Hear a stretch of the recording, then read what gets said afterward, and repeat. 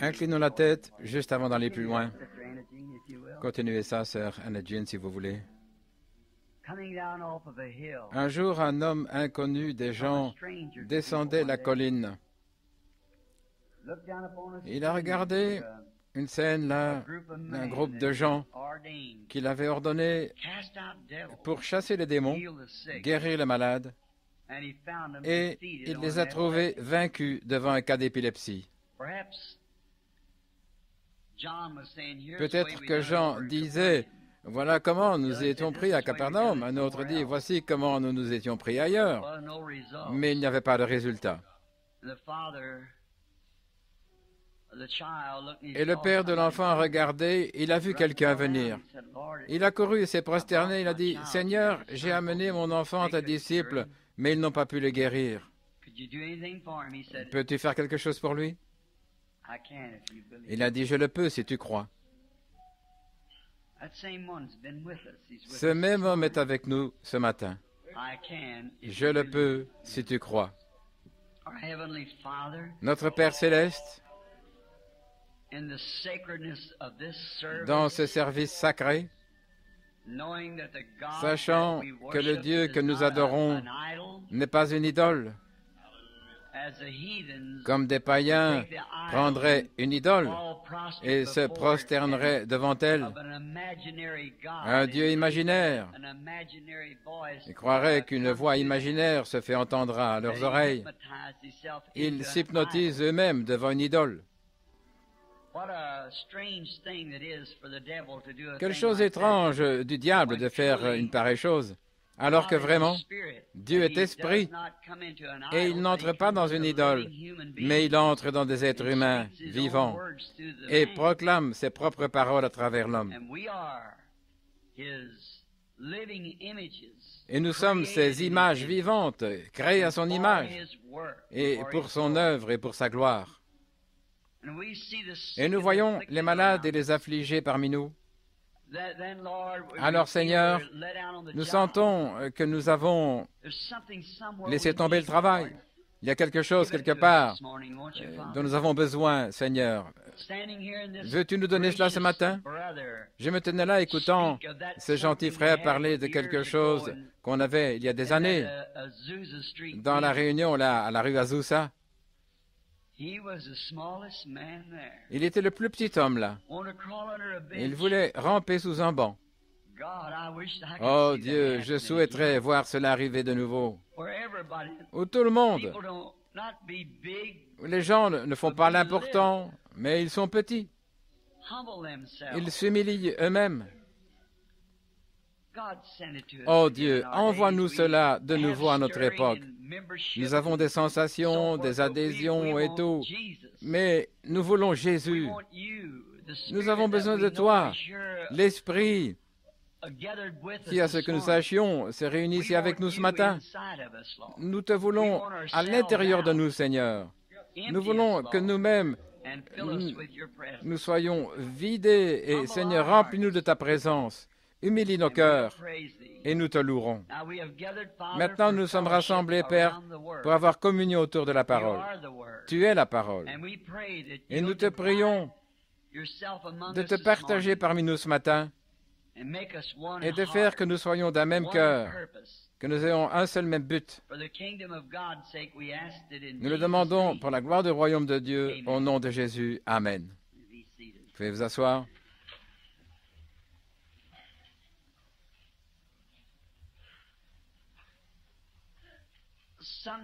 Parfois, quand j'entends des témoignages, comme j'ai eu le privilège d'entendre il y a 5 minutes ce matin, j'aurais souhaité pouvoir dire à ce frère de revenir et que je m'assoie simplement là pour écouter. Il parle exactement de la même chose que j'aimerais voir se passer de nouveau. Cet homme raconte juste ce qui s'est passé et moi j'essaie de dire, ayons ça de nouveau. Eh bien, c'est exactement ça. Comme notre frère l'a déclaré, personne ne peut amener cela. Il faut Dieu. Et nous ne pouvons pas faire ça à moins que Dieu le fasse pour nous. Il faut Dieu. Il y a toutes les écoles, tous les prédicateurs, toutes nos instructions, nos dénominations, et peu importe combien nous pouvons serrer nos mains et essayer de nous unir, ça c'est très bien, c'est une bonne chose, mais il faut Dieu pour amener quelque chose comme ça, et Dieu seul qui peut l'amener. J'aimerais... Ceci est une école du dimanche. À l'école du dimanche, généralement, je ne prêche pas pendant plus de 3 ou 4 heures. Nous avons beaucoup de temps ce matin. Et j'aimerais simplement dire que je vois certaines personnes du tabernacle ici. Je n'ai pas pu les voir, ou plutôt je n'ai pas pu leur parler. Et maintenant je commence, étant donné que c'est une différente sorte de lumière, pas une lumière artificielle, c'est la lumière du soleil. Je vois certains de mes amis.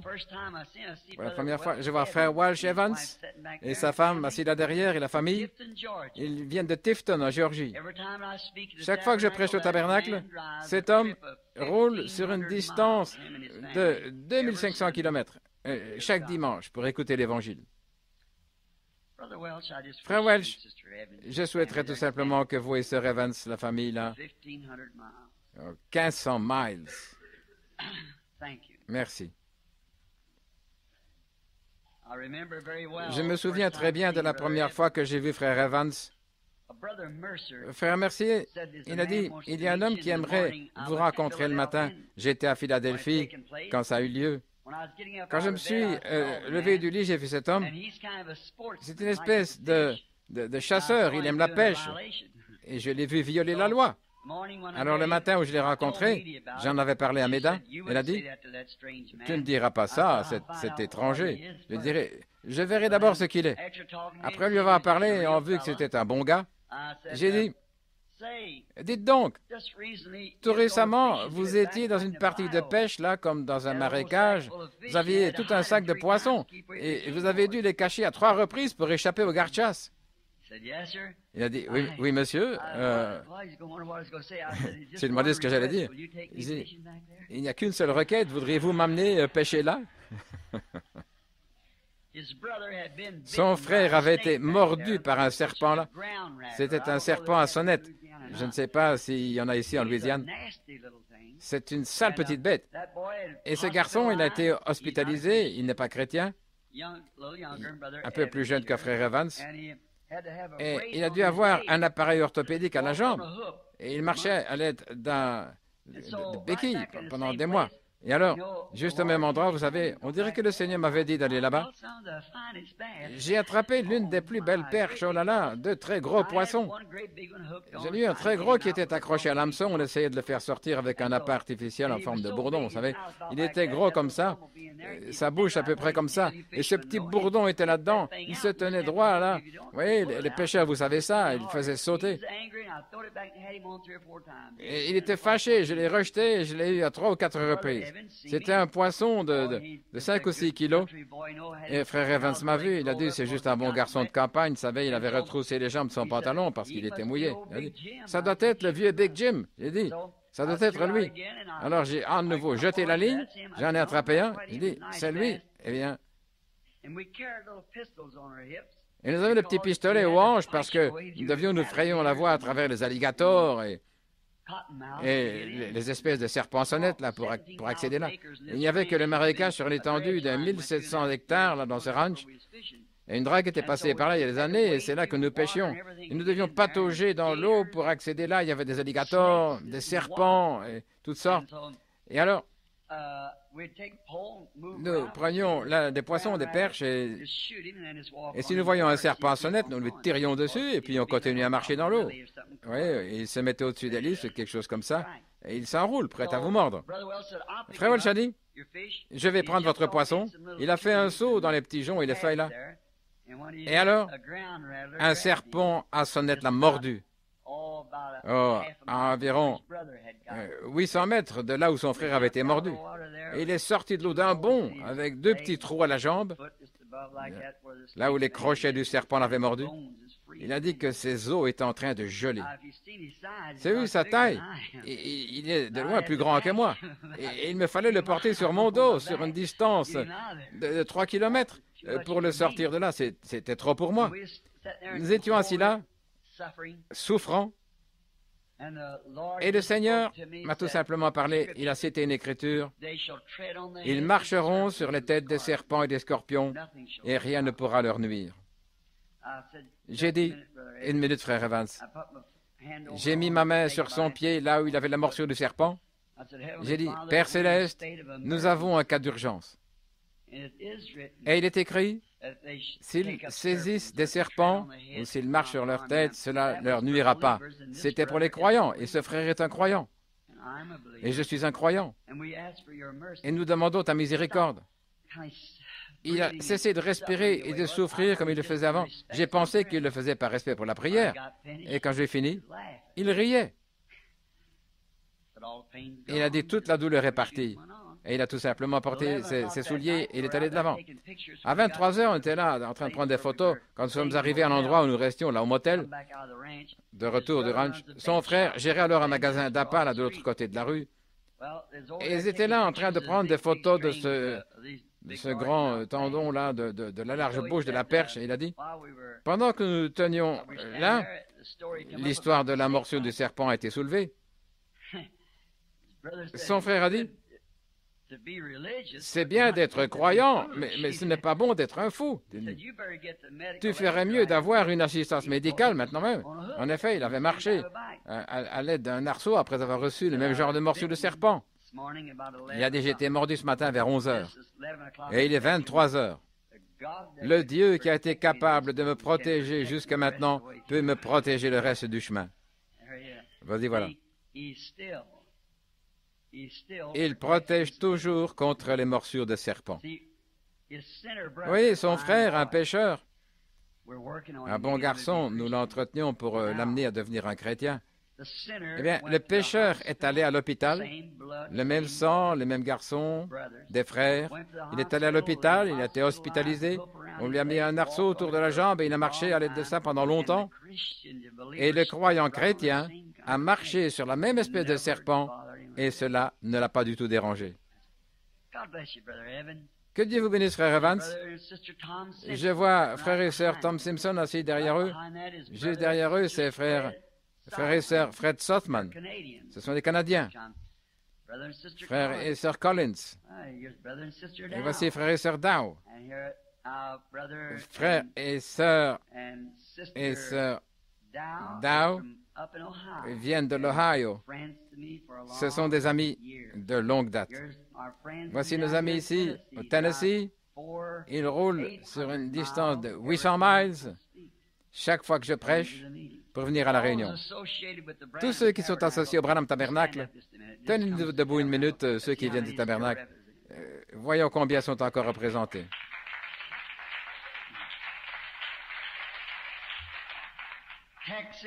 Le Texas, la Louisiane, la Géorgie et la Caroline du Nord, New York, l'Ohio. Ils viennent de l'Est et de l'Ouest. Ils viennent des pays lointains. Est-ce vrai? Je vous ai finalement entendu, frère, chanter « Comme tu es grand », là, hier. Les gens du Tennessee, frère et sœur Angren,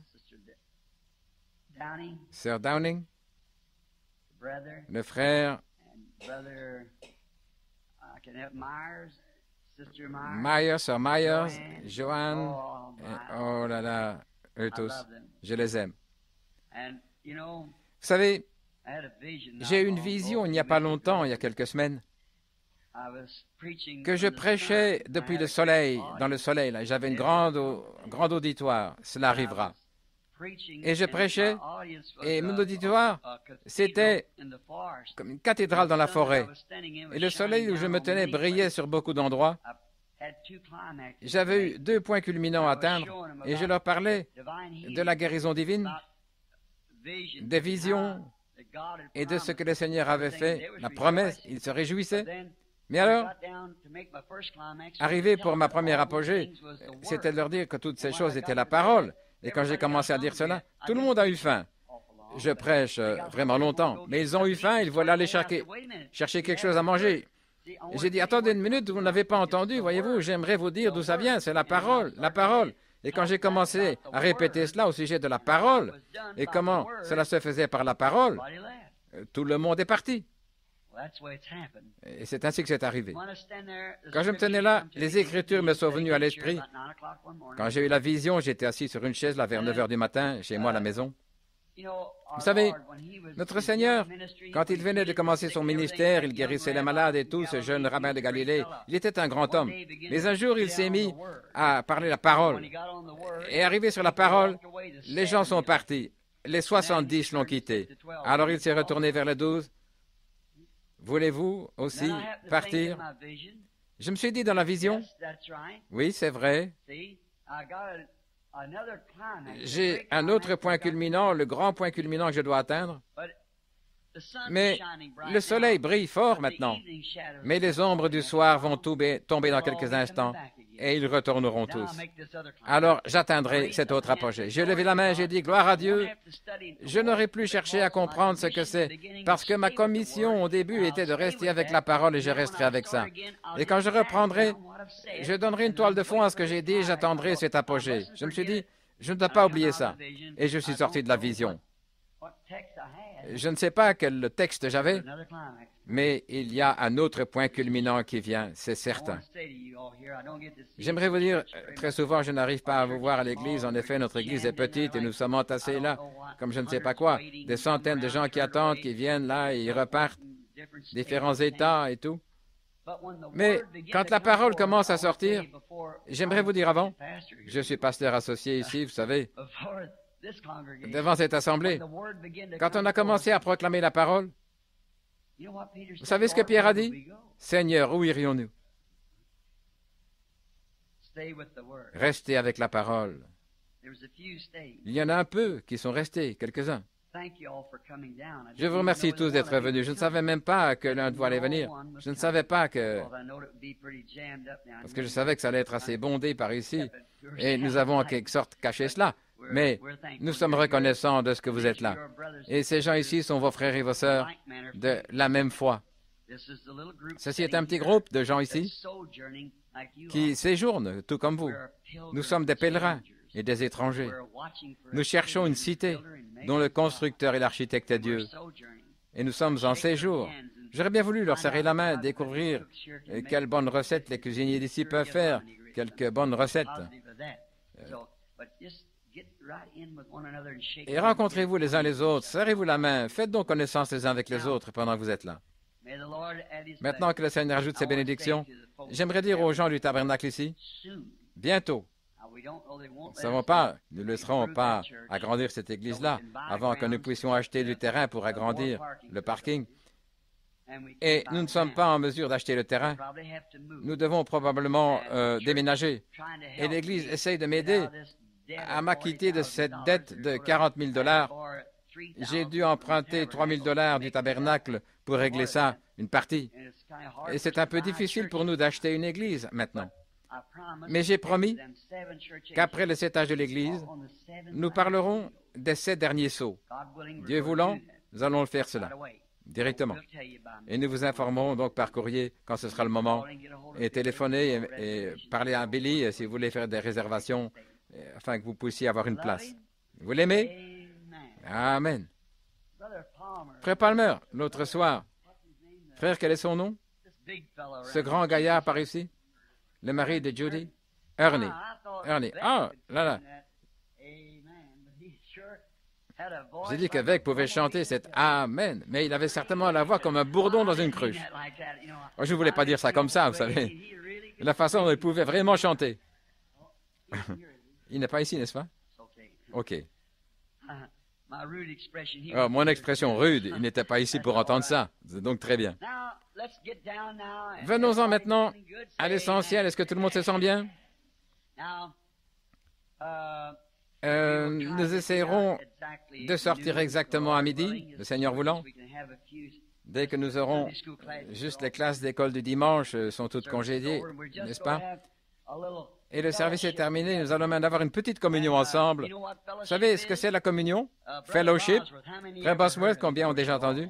Bien sûr tous. Il a dit, Frère Branham, vous savez ce que c'est la fellowship?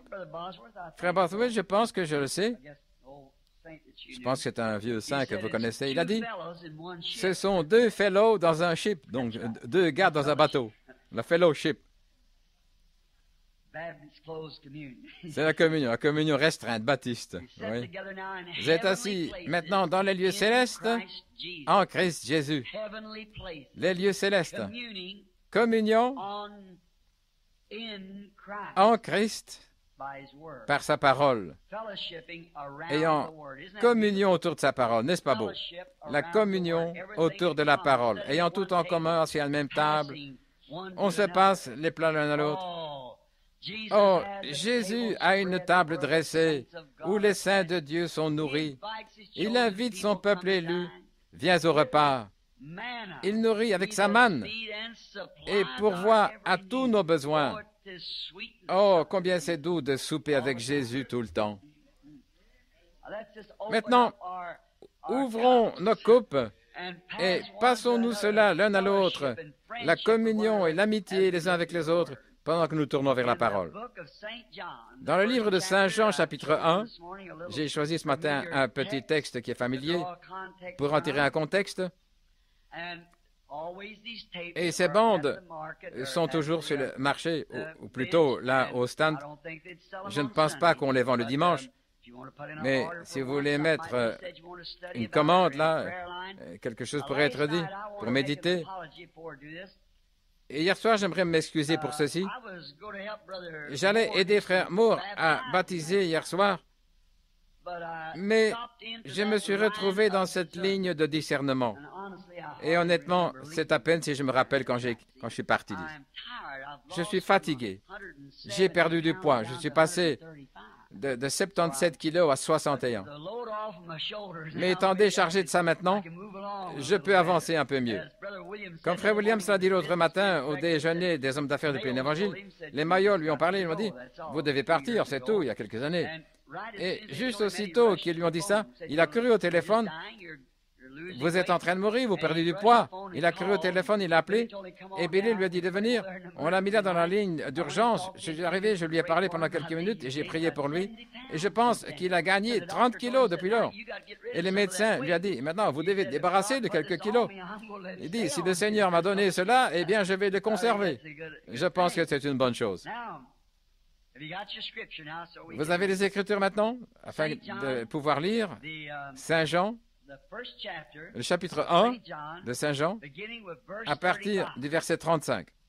Le lendemain, Jean était encore là avec deux de ses disciples, et ayant regardé Jésus qui passait, il dit, « Voici l'agneau de Dieu. » Et les deux disciples l'entendirent prononcer ces paroles, et ils suivirent Jésus.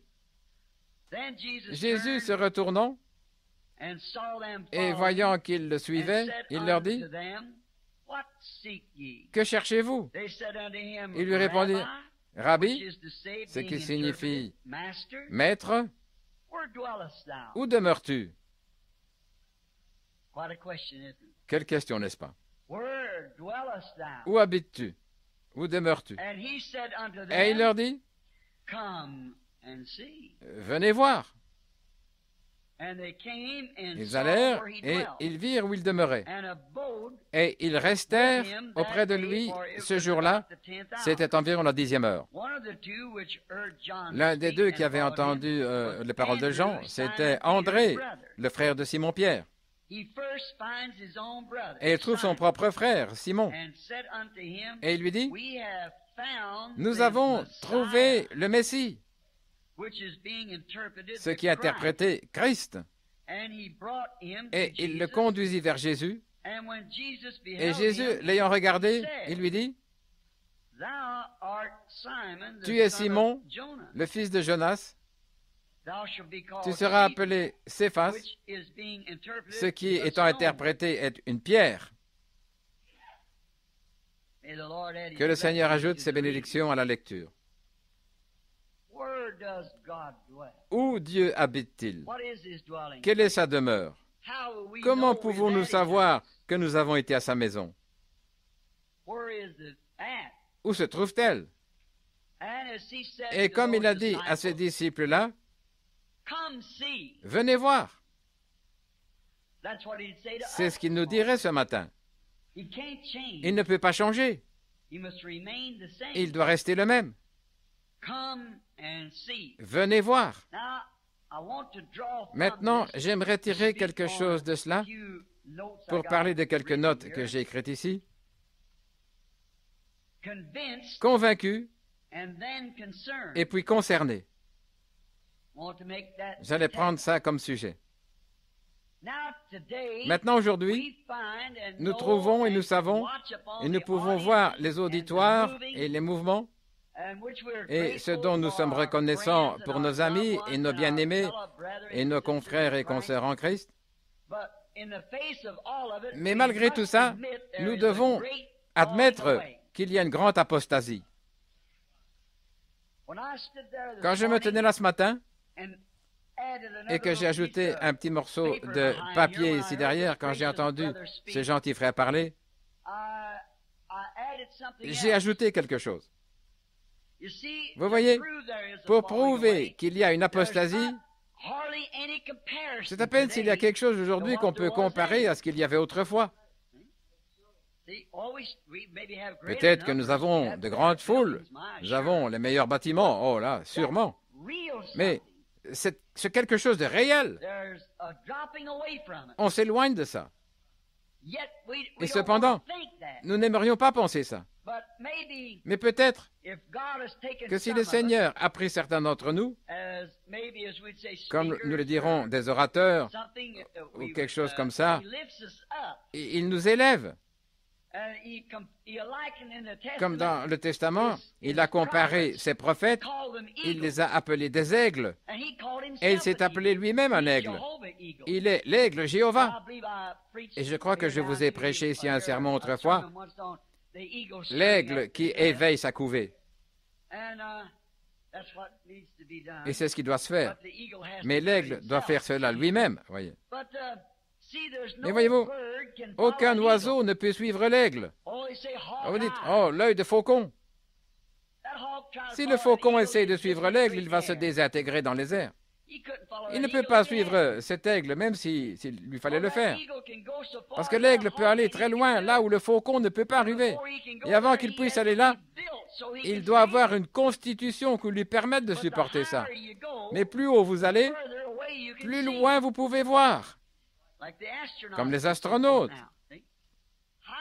Plus haut vous allez, plus loin vous pouvez voir si vous êtes équipé pour voir. Maintenant, à quoi sert-il à l'aigle d'aller là-haut s'il ne peut pas voir après qu'il est arrivé là-haut? Je pense donc que c'est ainsi que beaucoup parmi nous essayent de s'élever dans quelque chose alors que tout d'abord nous ne sommes pas équipés pour ça. Oh Dieu, donne-moi tel don, fais telle chose là.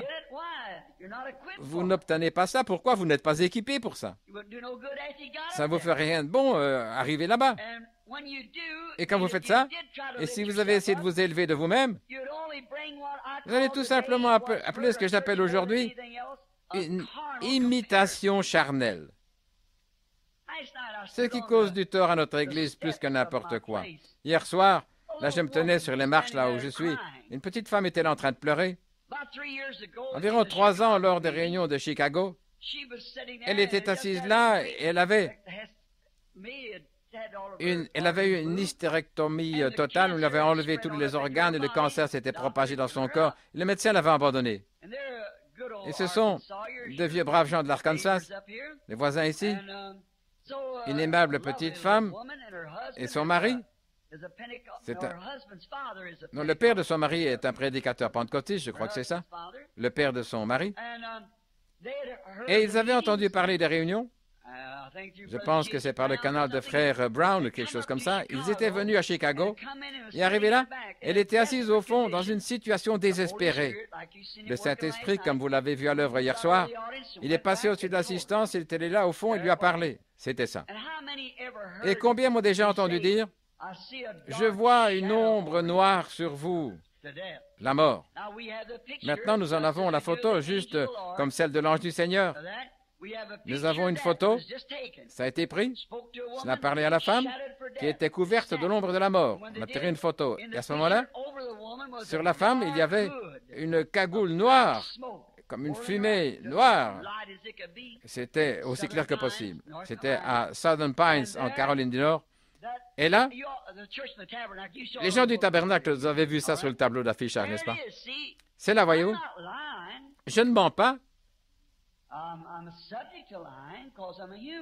Je suis susceptible de mentir parce que je suis un homme, mais je ne mens pas parce que Dieu est revenu et il a confirmé ça comme étant la vérité. Quand je vous ai dit qu'il y avait une lumière, je n'étais qu'un jeune garçon, là, au fleuve, quand les journaux ont pris la photo, voyez. Cela a été confirmé, c'est sans l'ombre d'un doute. Toutes les églises, tous les gens, les chrétiens, vous savez cela? Eh bien, c'est une ombre. Et quand la mort vient, c'est une ombre. Et là, cette femme était couverte de l'ombre de la mort. Eh bien, cette petite femme l'était aussi. Et le Saint-Esprit lui a dit d'où elle venait.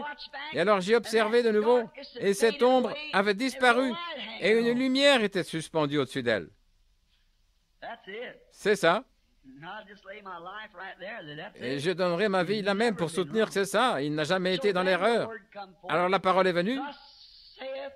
Ainsi dit le Seigneur. Bien souvent, vous tous, vous avez ces visions, vous voyez, vous le recevez de la même manière. Mais ce n'est pas une vision. Et pourtant, c'est une vision. Voyez-vous, quand la femme a touché le bord de son vêtement, c'était la femme qui utilisait le don de Dieu. Voyez-vous, elle a tiré de lui, car il a dit, je me sens faible. Et en réalité, il n'avait pas dit, je t'ai guéri. Il a dit, ta foi t'a sauvé. Le mot sozo, c'est juste comme le salut physique, le salut spirituel. Ta foi t'a sauvé. Bien, voyez-vous, la femme, sa propre foi avait fait ça en croyant qu'il était le Fils de Dieu. Quand Dieu a voulu utiliser son don sur Lazare, il lui a tout simplement donné une vision. Jésus s'en est allé. Et quand il est revenu, il a ressuscité de la tombe un homme qui avait déjà été là 4 jours, selon les termes que nous connaissons. Il pourrissait. Son nez était déjà affaissé dans ce laps de temps. Très bien. Et il n'a jamais dit un mot au sujet de devenir faible. Là, c'était Dieu utilisant son don. Cette autre, c'était une femme utilisant le don de Dieu. Jésus ne savait même pas qu'elle était là, il passait tout simplement et il s'est retourné. Il n'était pas un hypocrite, vous savez, il a dit, qui m'a touché? Il ne savait pas. Il a découvert là d'où venait cette attraction de la foi. Il lui a dit, ta foi t'a sauvé, ta perte de sang. Ta foi t'a sauvé. Et c'est la même chose qui s'est passée ici. Souvent, quand cela se produit, maintenant regardez, mais sur l'estrade ou quelque part où j'ai une personne individuellement, où je peux lui parler et voir ce qui ne va pas en elle. Alors si nous pouvons attendre juste quelques minutes et voir ce que le Seigneur dit en retour à ce sujet, maintenant, soyez sûrs que c'est Dieu qui dit cela, que ce n'est pas une impression. Comme je l'ai dit l'autre soir, il y a trop de trucs chez les pentecôtistes. C'est la raison pour laquelle la sincérité et la confiance ont été perdues à cause des imitations charnelles. Si nous étions sûrs que c'était Dieu, nous resterions tranquilles. Ainsi, quand nous disons « Ainsi dit le Seigneur », soyez sûrs que c'est Dieu, que ce n'est pas votre propre pensée, ni une impression ou une impulsion. Soyez sûr que c'est Dieu. Et alors, dans ce cas, ça lui a répondu, il a dit, elle lui a parlé, il est parfaitement normal. Et c'est ainsi depuis. Il y a quelques jours, dans l'Arkansas, un jeune ministre était venu. Je ne mets pas en doute les paroles de ce garçon, je n'en ai pas le droit, je ne suis pas Dieu. Il a dit que le Seigneur lui avait donné un don de discernement. Eh bien, c'est l'un des dons dans les Écritures, certainement, c'est très bien. Mais vous voyez, ce qu'il a dit était contraire. Elle lui racontait le témoignage de ce que le Seigneur avait fait pour elle. Il a dit, « Oh, attendez une minute. C'est revenu sur vous. Cela a effrayé cette petite dame à mort. Elle se tenait là hier soir en train de pleurer. Elle avait déjà été baptisée. Et elle se tenait là sur les marches. Elle a enfilé une robe, elle descendit les marches en courant pour se faire baptiser afin de venir là où j'étais. Elle avait déjà été baptisée, mais elle allait se faire rebaptiser juste pour se tenir là. Jackson était là sur le porche avec elle, ici à mon hôtel. Ce jeune garçon lui avait dit cela, mais cette femme n'avait pas plus de cancer que Jim McGuire qui est assis là. L'un de nos frères pentecôtistes était à une réunion là où un autre jeune frère était arrivé. Il avait dit à sa fille qu'elle se mourait de cancer. Eh bien, il l'a fait venir par avion. Je suis entré dans la pièce, nous l'avons placé là comme un cas d'urgence. Et nous sommes attendus au Seigneur. Je l'ai vu. Ça fait quelque temps. Je l'ai vu porter 2 enfants. Eh bien, je dis, vous n'êtes pas en train de mourir, vous n'avez pas de cancer. Allez vous faire examiner par un spécialiste. Voyez, vous n'avez pas de cancer. Voyez. Et il avait parlé au nom du Seigneur. Et ce garçon a fait la même chose. Qu'est-ce que c'est? C'est de l'enthousiasme. Des émotions. Et en faisant ça, ne réalisez-vous pas que vous mettez là un voile sur le visage des gens au point qu'ils ne savent plus croire? Soyez sûr de quoi vous parlez. En ce jour d'apostasie où tout retombe, étant donné que les choses sont tombées jusqu'à ce point-là, les gens ne sont plus concernés. Rappelez-vous, l'arbre continue à croître malgré tout. Comme Joël l'a dit, je restaurerai. Il y a beaucoup parmi vous qui prennent les bandes et je souhaiterais que vous preniez le message sur l'arbre épouse. Quoique cela ait été coupé, et l'arbre principal, Christ, a été coupé, il était l'arbre de vie qui vient du jardin d'Éden. Il a été suspendu là, sur un cruel arbre préparé par les Romains. Mais ce même arbre de vie qu'il était, qu'un homme mange et ne meurt pas, il amenait une épouse. Et lorsque cette épouse a été manifestée par le Saint-Esprit, qu'est-ce qui est arrivé? Elle a été retranchée par le catholicisme romain, par une dénomination.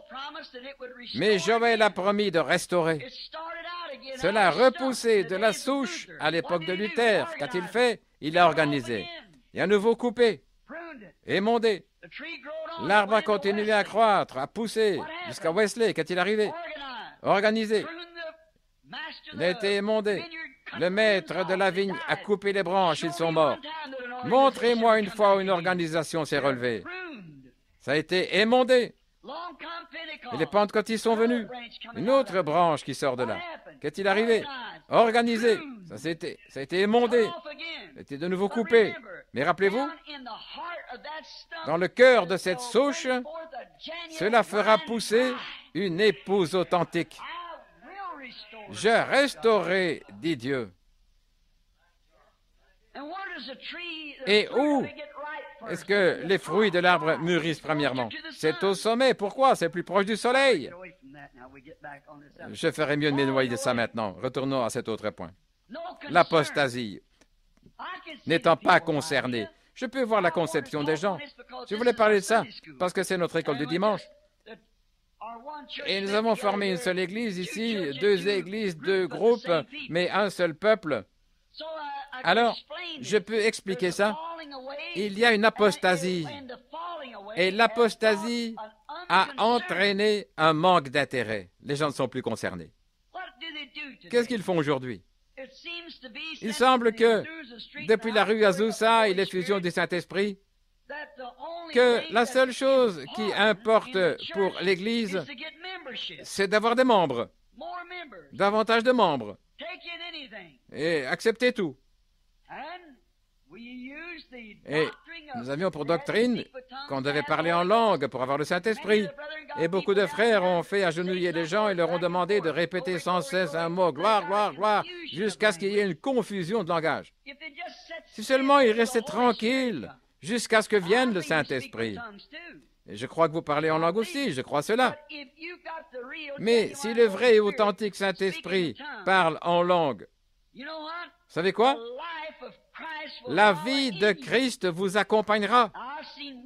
J'ai vu des sorciers parler en langue. J'ai vu toutes sortes de choses étant un missionnaire. Boire du sang d'un crâne humain et parler en langue et invoquer le diable. Ma vieille mère, qui est morte il y a quelques mois, était à moitié indienne. Et j'étais dans leur camp. Je les ai vus enrouler un serpent autour d'eux comme ça et exécuter la danse du maïs, parler en langue, poser un crayon par terre. Et cela écrivait dans des langues inconnues et interprétait ça. Ainsi, vous voyez, il n'y a pas de sensation que vous puissiez attribuer au Saint-Esprit. C'est à leurs fruits que vous les reconnaîtrez. Maintenant, ça ne retranche pas le parler en langue ou l'écrit, mais votre vie qui rend témoignage, vous-même. Ça vous dit ce que c'est? C'est votre vie qui parle. Maintenant, aujourd'hui, ce qui importe, c'est d'adhérer à l'Église, d'être membre. Soutenir une émission de radio. Eh bien, c'est très bien. Ces choses, je ne les critique pas. Mais je vous le dis, voyez-vous. Construire une grande école quelque part. N'est-ce pas bien?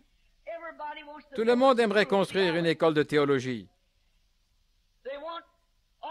Ils aimeraient que tout l'argent que les gens peuvent donner pour supporter ça et investir des millions de dollars là-dedans. Et puis, cette même catégorie de gens, ils disent qu'ils croient que Jésus va venir dans cette génération. Ne savez-vous pas que les gens ne sont pas complètement aveugles? Eh bien, votre propre témoignage le confirme. Vos actions parlent plus fort que vos paroles. Comment pouvez-vous dire que vous croyez que Jésus revient et vous voulez construire un bâtiment d'1 million de dollars, alors que des missionnaires, des véritables, n'ont même pas des chaussures aux pieds? Et parce qu'ils ne sont pas membres d'une certaine organisation, ils ne sont pas soutenus. Et puis dire que nous croyons que la venue du Seigneur est proche. Il va venir dans cette génération. Les gens savent mieux que ça.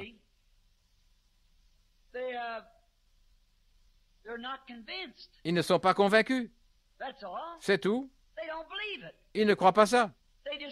Ils considèrent simplement ça comme leur tradition. Quelqu'un dit « Oh, gloire à Dieu, Jésus vient très bientôt. » Le suivant dit « Gloire à Dieu, Jésus vient très bientôt. » Si vous croyez cela, il y aurait dans cette ville le plus grand cri qu'on n'a jamais entendu. C'est une tradition. Ce n'est pas une réalité pour les gens. Ça ne marche pas, ça ne marche pas, ça se voit. Ils ne sont pas convaincus qu'il va venir dans cet âge. Ils ne sont pas convaincus non plus qu'il est avec eux. Ils ne sont pas totalement convaincus. Maintenant, Ève n'était pas totalement convaincue que la parole de Dieu était véritable. Si elle l'était, elle n'aurait jamais écouté les raisonnements que Satan lui présentait. Il y a deux grandes batailles. La première a été livrée au ciel, Satan a été chassé dehors, et Dieu est un grand homme militaire. Maintenant, vous voyez, si une nation envoie des espions partout pour découvrir ce que les autres ont, eh bien que nous ayons des relations d'amitié avec l'Angleterre, il y a des espions anglais ici pour épier nos secrets atomiques. Et il y a des espions américains en Angleterre pour épier ce qu'ils ont aussi. On n'a pas confiance l'un envers l'autre. Car si l'un trouve une chose, l'autre essaye de trouver autre chose pour contrecarrer cela. C'est ainsi qu'ils survivent. Dieu, pour son armée, et il sait, et chaque nation essaye d'équiper son armée avec les meilleures choses. Elles doivent le faire pour survivre. Et Dieu, en équipant son armée, étant infini, il connaissait la meilleure arme qui existe. Et qu'a-t-il fait? Il a donné sa parole à son armée. Nous ne sommes pas derrière une forteresse de dénomination. Nous ne sommes pas derrière une forteresse de groupe. Nous sommes derrière la forteresse de la parole de Dieu. Et le diable savait ça. Donc il a essayé. Et maintenant, l'espion, le diable, cherchait à trouver un passage dans ce mur. Il a peut-être essayé le plaisir, il a peut-être tout essayé. Mais vous savez où l'a eu Ève? Sur les raisonnements. La Bible dit que nous devons renverser les raisonnements. La foi le fait. N'est-ce pas raisonnable, frère Branham, que l'Église est en meilleur état aujourd'hui qu'elle ne l'était à la Résurrection à Azusa ou dans le passé? Non, monsieur. Ils se sont éloignés de la parole. Ils se sont éloignés de leur bouclier. La parole est notre protection. Et bien que les gens n'osent pas dire qu'ils ne croient pas cela, ils prétendent ça. Mais leurs actions parlent plus fort que leurs paroles. Quand un homme dit « Oh, gloire à Dieu, nous attendons à ce que Jésus vienne n'importe quand, dites donc, nous allons construire un bâtiment ici de plusieurs millions de dollars. » Maintenant, vous savez que 2 fois 2 égale 4. N'importe quel élève de deuxième primaire, c'est ça, vous savez.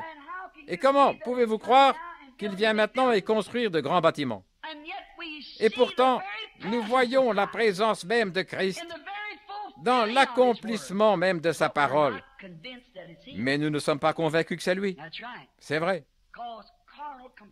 Mais des imitations charnelles et tout ont amené les gens loin de la protection.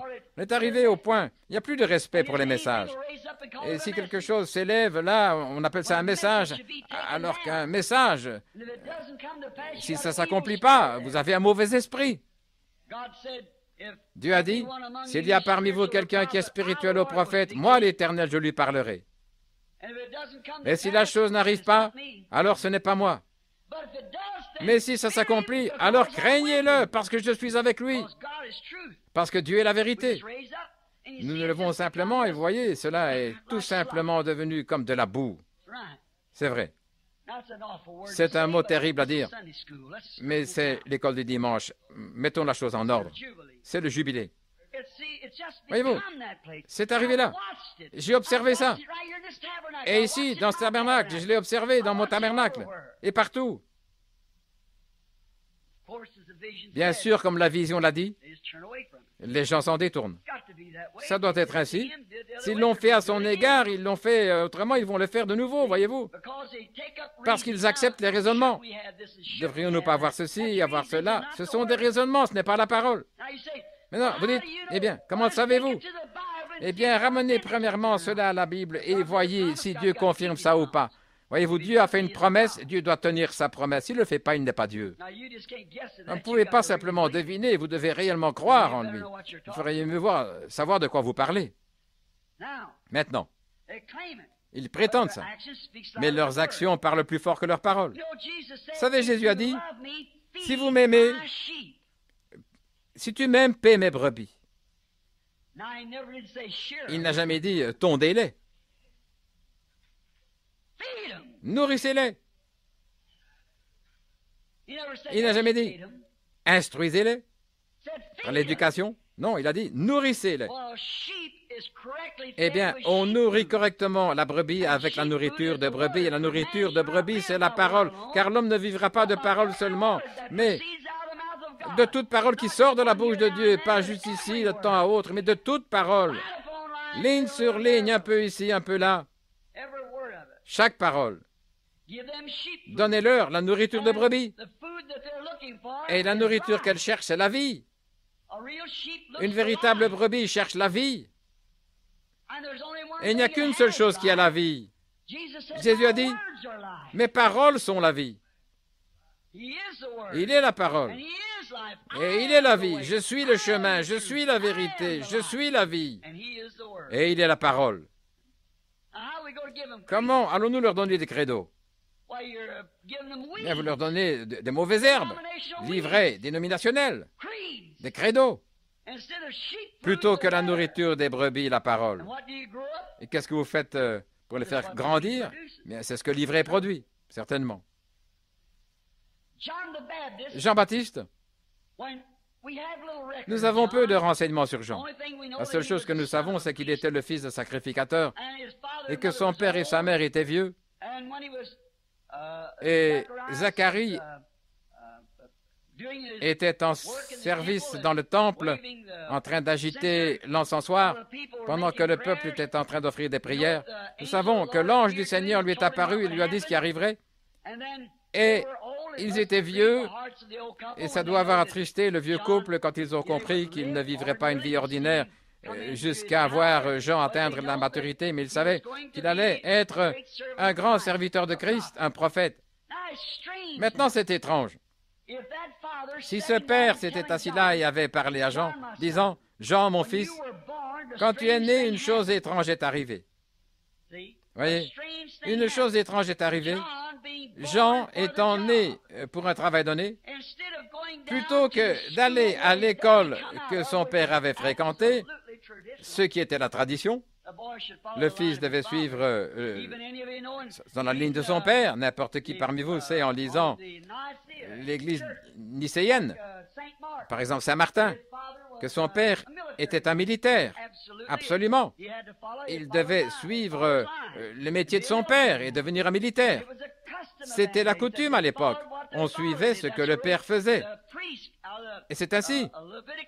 Le sacerdoce lévitique, Lévi, l'un suivait l'autre.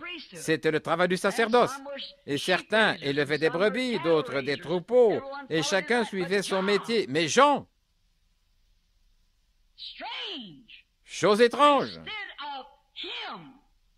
au lieu que, lui sachant que son travail était important, sans doute que s'il avait fréquenté l'école que son papa avait fréquentée, eh bien, lui, c'est le fils de Zacharie. Je vais donc vous dire ce que nous allons faire. Je vais vous dire ce que nous allons faire. Nous allons faire de lui un grand homme parmi nous, parce que son père était un grand homme. Nous lui donnerons l'instruction, il aura son doctorat en philosophie et tout comme ça. Jean savait que si jamais on lui inculquait ça, il perdrait la vraie valeur de son appel. Alors il est allé dans le désert et il a attendu parce qu'il savait qu'il devait présenter le Messie. Il savait alors la même chose que nous sommes censés savoir aujourd'hui, que la venue du Messie était proche, comme nous le croyons aujourd'hui. Jean n'a jamais fondé d'école, mais il était concerné au sujet de la parole du Seigneur. Comme il était concerné, c'est ce qu'il avait su. Il avait dû être convaincu que le Messie était là. Et il était tellement convaincu, quand il est sorti, il a dit, « Il y a quelqu'un parmi vous que vous ne connaissez pas. » Oh, frère, quelqu'un maintenant même se tient parmi vous. Vous ne le connaissez pas, mais c'est lui. Je le reconnaîtrai parce que je suis convaincu que je ne peux pas me tromper. Dieu m'a dit au désert que je le reconnaîtrai car je verrai un signe au-dessus de lui, un signe du Messie. Peut-être que l'un d'eux s'est approché, l'un des principaux sacrificateurs. Monsieur, nous vous considérons comme prophète, voici frère un tel, c'est un homme merveilleux. C'est l'un des meilleurs amis du souverain sacrificateur, c'est un homme vraiment bien. Ne pensez-vous pas, monsieur, ne pensez-vous pas, maintenant soyez honnête, ne pensez-vous pas que c'est lui le Messie? Non. Ne pensez-vous pas que nous devrions faire de lui? Je n'en sais rien. Mais il a dit, je le reconnaîtrai lui. Car celui qui m'a dit dans le désert de venir baptiser d'eau, il a dit, celui sur qui je verrai l'Esprit descendre, ce sera lui. Il n'a pas dit, eh bien, je vais vous dire ce que nous ferons. Nous commencerons une école. Nous y formerons un groupe de gens. Non, monsieur. Le temps était trop avancé. On n'avait rien d'autre à faire que se préparer, prêcher la parole, surveiller le signe. Et alors, un jour, quand il est sorti de là et qu'il se tenait de l'autre côté de la rivière en train de prêcher, un sacrificateur a dit, « Rabbi, veux-tu me dire qu'un temps viendra où le sacrifice perpétuel prendra fin dans le temple et qu'il n'y aura plus d'agneau ?» Il a dit, « Le temps viendra où un homme sera l'agneau de Dieu. » Oh, ils ont dit, « Rabbi, tu as perdu la tête. » Et il a dit, là, oh, le voilà, c'est lui. Comment en es-tu si sûr? Comment es-tu si convaincu? Premièrement, il était concerné sur la façon dont il le saurait. Et puis quand il a découvert avec exactitude ce qu'il en serait, alors il était convaincu que c'était lui. Il l'a vu. Pourquoi pas aujourd'hui ne pouvons-nous pas le voir? Alors que Dieu a prophétisé que ces choses arriveraient, même l'Église laodicéenne et l'action de l'Esprit en ce jour, nous devrions être concernés au sujet de ces choses. Et puis, nous serons convaincus. On n'aurait pas pu commettre une erreur. Nous voyons maintenant que ces disciples, après que Jean ait fait cette déclaration et qu'il l'a présenté là même, voici l'agneau de Dieu. André se tenait avec eux. Et André a suivi Jésus parce qu'il avait confiance en Jean, voyant sa sincérité quand il disait qu'il présenterait le Messie. Quand il a fait ça, il a dit, « Rabbi, où habites-tu » Et Jésus a dit, « Viens voir. Viens voir où je demeure. » Et il est resté avec lui cette nuit-là. Il est resté avec lui jusqu'à ce qu'il soit convaincu que c'était le Messie. Le problème, c'est que nous ne restons pas assez longtemps. Nous ne sommes pas convaincus. C'est la raison pour laquelle nous ne sommes plus concernés. Nous sommes tellement occupés par les choses du monde. C'est la raison pour laquelle nous sommes tellement agités. Nous ne sommes pas encore totalement convaincus. Nous pensons que nous le sommes. Mais dès que vous serez totalement convaincus, comme l'a dit le brave frère il y a quelques instants, quelque chose aura lieu. Quand vous êtes vraiment convaincus, alors vous êtes concernés. Maintenant, n'oubliez pas, André, dès qu'il était concerné au sujet de son frère, il voulait que son frère sache aussi quelque chose à ce sujet. Vous ne pouvez pas rester tranquille. Vous devez faire quelque chose. Étienne était convaincu. Eh bien, nous remarquons que quand vous êtes convaincu, alors vous êtes concerné. Et c'est la raison pour laquelle je suis tellement convaincu que l'Église est dans la condition de Laodicée. Et c'est la raison pour laquelle je suis concerné à ce sujet. Ce n'est pas que je n'aime pas ces choses. C'est parce que je suis totalement convaincu que je dis la vérité de la parole de Dieu. J'observe ses actions. Je me suis moi-même surpris faisant des choses pour lesquelles je me suis demandé pourquoi. Et j'ai regardé encore une fois et ça y est. Il me parle et ça m'étonne. Je n'y avais pas pensé. Et c'est parfait. Alors je suis convaincu. Et c'est la raison pour laquelle je suis concerné. Je ne veux pas que quelqu'un soit perdu. Je suis concerné à votre sujet. Je suis concerné au sujet des gens. Parce que je suis convaincu que Jésus est le Christ. Je suis convaincu que nous vivons dans les derniers jours. C'est la raison pour laquelle, sur le champ, j'ai commencé il y a plusieurs années. J'aurais pu à 2 reprises devenir multimillionnaire. M'endetter pour 40 000 $, c'est une bagatelle, pourrait-on dire. Pourquoi? Pourquoi n'avez-vous pas pris ça? Votre pasteur ici sait combien de milliers de dollars nous avons refusés. Pourquoi? Je suis convaincu que nous sommes à la fin. Et je suis concerné par la condition de l'Église ici à la fin. Je suis convaincu au sujet des femmes qui se coupent les cheveux. Je suis concerné à ce sujet, mes sœurs. Je suis convaincu au sujet des hommes qui sont des marionnettes. Je me sens concerné au sujet de mes frères. Ce n'est pas que je ne les aime pas. Je les aime. Et c'est la preuve même que je les aime. Non pas que j'essaye d'être dur avec eux. Je suis convaincu, je suis concerné à leur sujet. Nous devrions tous être convaincus. Et quand nous sommes convaincus, nos vies commencent à être enflammées, comme l'a dit le frère. Il y a quelque chose que nous ne pouvons pas nous taire. On n'est pas de repos. Comme il a dit il y a quelques instants, il n'arrivait pas à dormir toute la nuit. Il était convaincu que c'était Dieu. Il était concerné au sujet de recevoir ça lui-même. Voyez-vous ce que je veux dire? Convaincu et puis concerné. Oui, Jean est resté dans le désert jusqu'à ce qu'il ait découvert ce qu'était le programme de Dieu. Et alors il était concerné, il connaissait son signe. André est resté toute la nuit avec Jésus, et alors il était concerné au sujet de son frère, il est allé le chercher. Combien de fois pouvons-nous nous rappeler ça? Nous n'avons plus beaucoup de temps. Mais j'aimerais dire ces quelques mots de plus, si vous me supportez encore 10 minutes. Jacob a senti une pulsation qu'il devait retourner à la maison. Mais il savait qu'il devait faire face à son ennemi. Il ne savait pas comment le faire. Qu'est-ce qu'il a fait?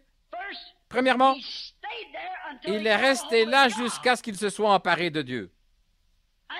Et quand il fut convaincu qu'il avait reçu la bénédiction parce que Dieu l'avait dit, alors il fut concerné. Premièrement, il a dû rester jusqu'à ce qu'il sache que quelque chose était arrivé. Il a reçu une marque dans son corps physique qui montrait que Dieu avait placé ça sur lui. Grand et fort, eh bien, il était Jacob de ce côté-ci du fleuve, un grand homme là, un couard.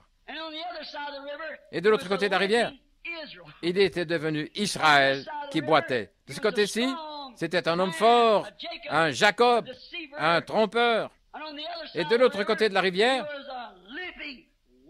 c'était un guerrier qui boitait, mais qui n'avait peur de rien. Il ne voulait même rien de ce qu'Ésaü pouvait lui offrir. Il était convaincu qu'il avait été touché par Dieu. À chaque pas, il y avait un changement. Quand un homme est si absolument... On voit le changement qu'apporte la marque du Saint-Esprit dans sa vie. Alors vous êtes convaincu. Et vous êtes concerné. Quand vous voyez quelqu'un, un grand couard, un Jacob se tenant de ce côté, eh bien, que Dieu soit béni, je suis docteur tel et tel. Oh frère, mettez-vous à genoux et commencez à boiter un petit peu. Certainement. Shamgar. Il était l'un des juges d'Israël. Beaucoup de prédicateurs n'ont même jamais vu ça dans la Bible.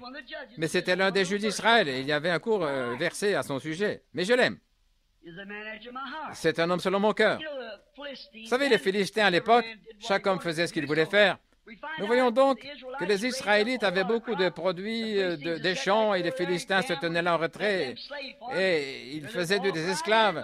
Et il pouvait arriver soudainement. Il n'y avait pas d'unité parmi eux. Ils allaient et disaient, et ils prenaient leurs produits. Année après année, ils faisaient cela. Et ce petit homme, un jour, il n'était pas un guerrier.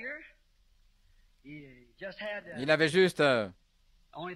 tout ce qu'il avait, c'était sa récolte. Et je me l'imagine se tenant là, avoir mis sa récolte dans la grange, il a regardé ses enfants là en haillons et sa femme qui avait besoin d'une robe. Il avait tout bien ramassé. Il se tenait là penché en disant, eh bien, peut-être que cet hiver, nous aurons de quoi manger. Et il a entendu quelque chose, il a vu là par la fenêtre. Il a vu 1 millier de Philistins là, en marche, recouverts de grandes armures en plaques, de grands hommes bien formés, avec des lances en main, s'avançant tout droit pour s'emparer de ce qu'il avait. Il a baissé le regard sur ses enfants, il a regardé sa femme. Il était concerné. Mais il ne pouvait rien faire. Ce n'était pas un homme qui maniait l'épée. Il n'a pas dit maintenant, attendez une minute, peut-être que je ferais mieux d'aller à l'école et apprendre comment faire un duel de credo. S'il avait fait ça, c'est tout ce qu'il aurait su. Mais voici une chose qu'il savait. Il s'est souvenu. Par naissance, je suis un Israélite. Et Dieu a promis à Abraham, mon père, que sa semence posséderait la porte de son ennemi. Amen. C'est assez. Amen. Il était concerné pour sa famille. Il était convaincu qu'il était Israélite. Première chose qu'il avait à la portée de la main, il s'est emparé là. C'était un aiguillon à bœuf. Un morceau de bois avec un petit morceau d'airain là au bout. Ça sert à enlever la boue de la charrue, à faire avancer l'aiguillon, ou plutôt le bœuf alors qu'il avance. Et malgré les 1000 Philistins armés, il n'a pas regardé l'opposition. Il était concerné, il était convaincu. Il était convaincu et il savait qu'il était un Israélite. Il était convaincu que Dieu ne pouvait pas mentir. Il était convaincu que la bénédiction était sur lui. Il savait que c'était une promesse de Dieu. Amen, frère. Oh, je me sens religieux maintenant même. Il était convaincu que c'était la promesse de Dieu. Tout comme Acte 2:38. Il était convaincu que Dieu avait dit que sa semence, ce qu'il était, posséderait la peur de l'ennemi. Donc il s'est emparé de cet écouillon à bœufs, il s'est tenu là, et il les a tous terrassés. Pourquoi? Il était concerné, il était convaincu. Il n'a jamais attendu pour apprendre tous les credos et tout, comment faire un duel, je dois être un guerrier. C'est le problème aujourd'hui. Ils ne sont pas convaincus après avoir étudié ça. Aujourd'hui, un jeune homme va à l'école et nos pentecôtistes, que font-ils? La première chose, ils doivent l'envoyer à l'école pour environ 10 ans afin de décrocher sa licence en lettres là, dans un séminaire. Et quand il en sort, il doit apprendre tous les rites. Et quand il en sort, il n'est toujours pas convaincu. Vous savez, Dieu convainc les gens dans 10 jours mieux que nous en 10 ans. Quand nos séminaires font sortir des gens, ils ne sont toujours pas convaincus parce qu'on leur a inculqué la tradition. Mais quand ils se sont attendus à Dieu pendant 10 jours, alors ils ont certainement été convaincus. Certainement, ils étaient convaincus. Certains d'entre eux, à la Pentecôte, ne savaient même pas écrire leur propre nom. Mais ils étaient convaincus que c'était Dieu. Ils savaient que c'était ça. Et ils pouvaient mourir pour ça. Ils savaient que c'était Dieu. Ils étaient convaincus. Oui. Donc, ils étaient convaincus de son message, ils étaient convaincus de son œuvre. Et autre chose, ils étaient convaincus. Ils ne devaient pas sortir et dire, eh bien, attendez une minute, vous n'êtes qu'à l'école, attendez une minute, comment allez-vous partir sans quart de prière, sans quart de membre? Qu'allez-vous faire? Ils étaient convaincus. Je vais dire quelque chose. Ils étaient convaincus qu'ils étaient tout ce dont ils avaient besoin. Nous ne sommes pas encore arrivés là. Oui. Eux, ils étaient convaincus. Ils n'avaient pas besoin d'instruction. Ils étaient convaincus qu'ils n'avaient pas besoin de carte de membre. Ils savaient qu'ils étaient la semence d'Abraham, que Dieu était capable d'accomplir ce qu'il avait promis. Et il était convaincu qu'il était tout ce dont ils avaient besoin. Ils n'avaient pas besoin de leur fluide d'embaumement dénominationnel. Ils avaient déjà reçu une injection. Et ils étaient convaincus que ça suffisait pour s'occuper d'eux. Ils étaient convaincus, c'est donc tout ce dont ils avaient besoin. Et autre chose, comme le jeune frère m'a dit l'autre jour, peut-être que ma grammaire n'est pas correcte, il a dit, les gens n'en font pas cas, je ne pense pas qu'ils fassent tellement attention à ça. Et ces frères qui venaient de la Pentecôte, ils étaient convaincus qu'il était tout ce dont ils avaient besoin. Ils étaient convaincus que c'était ce dont le peuple avait besoin. Et j'ai la même conviction. Je ne suis pas convaincu. Ils ne me disent pas tout simplement que je dois mieux parler, faire ceci et cela, ne pas bouger derrière la chair. Tout ça, c'est de la psychologie. Vous dites, eh bien, les gens de la meilleure classe assistent. La classe de Dieu assistera à cela. Il travaille au deux bouts de la ligne. Je suis convaincu que les gens n'ont pas besoin d'une très grande et longue suite de ceci ou cela. Je suis convaincu parce que je sais que ce que cela a fait pour moi et je suis convaincu que ça fera la même chose pour eux. Je suis convaincu qu'il satisfera à tous leurs besoins. Je suis convaincu qu'il satisfera à tous les besoins des autres. Je lisais il n'y a pas longtemps sur Hudson Taylor, le grand missionnaire en Chine. Ce jeune homme, 14-15 ans, il a dit, « Monsieur Taylor, je crois que j'ai un appel dans ma vie pour être un prédicateur. Quand j'aurai 25 ans, il dit, « Vous savez quoi? Je vais me faire inscrire à votre école et j'aimerais apprendre. » Et Taylor a dit, « Mon fils, n'attends pas que la bougie soit à moitié consumée. Va quand elle est allumée. » C'est vrai. On n'a pas besoin d'instructions sur ceci et sur cela. Vous dites, eh bien, la bougie vient d'être allumée. Oui, quand elle est allumée. Eh bien, je ne connais pas la théologie. Vous n'avez pas besoin d'en connaître. Allez leur dire comment la bougie a été allumée. Et peut-être que ça va les allumer. Ce dont nous avons besoin, c'est du temps où la bougie est allumée, de la puissance du Saint-Esprit, plutôt que beaucoup de dogmes humains, de formation théologique. Je suis convaincu que c'est ce dont les gens ont besoin. Qu'ils connaissent son ABC ou pas, qu'ils sachent distinguer les grains de haricots ou des grains de café. Si seulement la bougie peut être allumée, Dieu prendra soin du reste. Je suis convaincu, c'est tout ce qu'il faut. L'aveugle que Jésus avait guéri, il ne pouvait pas discuter sur la théologie de ces sacrificateurs. Ils sont venus et ils ont dit, tu sais, voici docteur un tel, tu es membre d'une certaine église. Ils ne pouvaient pas discuter sur la théologie. Ils ont dit, nous savons que cet homme est un pécheur, nous savons ce qu'il est, et il n'accepte pas notre enseignement. Qu'est-ce qu'il a fait? Il séduit notre peuple, il les égare, nous savons qu'il est un pécheur. Frère, ils ne pouvaient pas discuter sur leur théologie, mais il était certainement convaincu qu'ils pouvaient voir. C'est vrai. Je pense que c'est la chose essentielle aujourd'hui. Je ne peux pas vous dire où je devrais être, ni si vous devez ceci ou cela, mais nous sommes certainement convaincus que nous avons quelque chose. Comme la brave dame de couleur a dit, frère, j'aimerais donner un témoignage. Allez-y, sœur. Elle a dit, vous savez quoi? Je ne suis pas ce que je devrais être. Et je ne suis pas ce que j'aimerais être, mais elle a dit une chose que je sais, c'est je ne suis plus ce que j'étais. Et je pense, eh bien, c'est ça. Je ne suis pas ce que j'aimerais, je ne suis pas ce que je devrais être. Mais je sais que je ne suis plus ce que j'étais. C'est vrai. Pourquoi? Au moins, la bougie a été allumée. Amen. David. C'était le plus petit homme de l'armée à cette époque, un petit homme blond.